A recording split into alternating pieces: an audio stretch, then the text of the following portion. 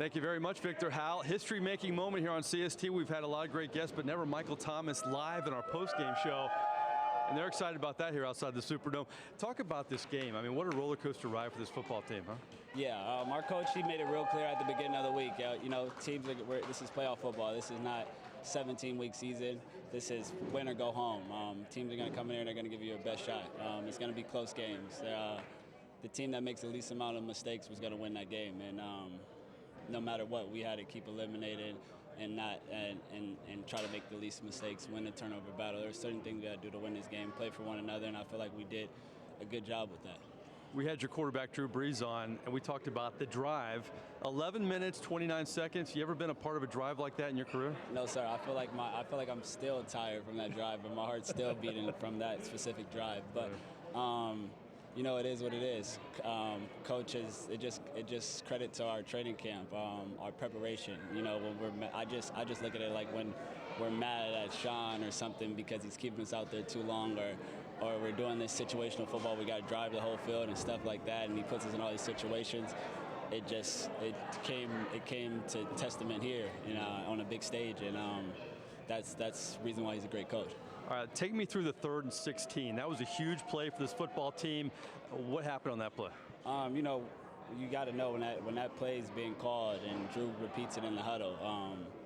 We're not, especially when we're down, we're not calling plays to just stay in field goal range or just maybe get 10 yards. We're calling those plays, and he's calling my number for a reason, to move the chains, to get the first down.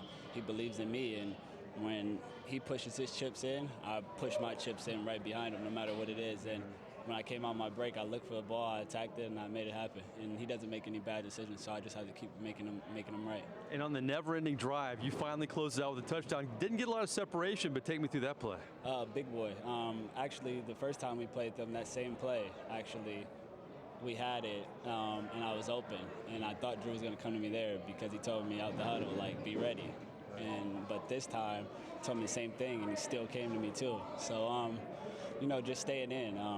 You never know which play is going to be that play, but when your number's called, make it. You came into the league, you've always been very polite, very mild-mannered, but you have the Can't Guard Mike moniker, very confident, and you've backed every bit of it up since you've been a pro. How much pride do you take in what you've done in your career so far? Tons of pride, but it wasn't done alone. My Lord and Savior, Jesus Christ, and all glory goes to him, and then it goes to my teammates, my coaches. It's supporting cast. I have a great supporting cast. I have people that believe in me in those type of situations. I have a quarterback that trusts me in situations to get me the ball. I have an offensive line that's best in the NFL. I have 2 running back tandem that's best in the NFL. I have receivers that are top at their position. We're a crew. We play for one another, and that's it's exciting, and the sky's the limit. You have a supporting cast, but it's been different. Ted Ginn's been injured. Traquan Smith has had his moments, but I think it's even made what you've done even more impressive, that you haven't had consistent help. How do you constantly get open? How do you make that work? It has to be from the heart. It has to be from what's within.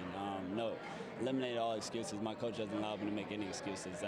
It's almost like if he doesn't even see the play, he's still going to yell at you about something. And hard coaching, and always being on me, never letting me get satisfied, never patting me on the back. And then it just becomes consistent, and you want to be that guy. You want to make these plays. You want to do this for a team because everyone's doubt. People might be doubting. No matter what's going on, if your coaches are putting you in that position, and Coach Payton's calling those plays with all the success he's had, he's calling them for a reason. You guys have, like the Eagles, you've beaten the Rams earlier in the season, and you were blowing them out at one point.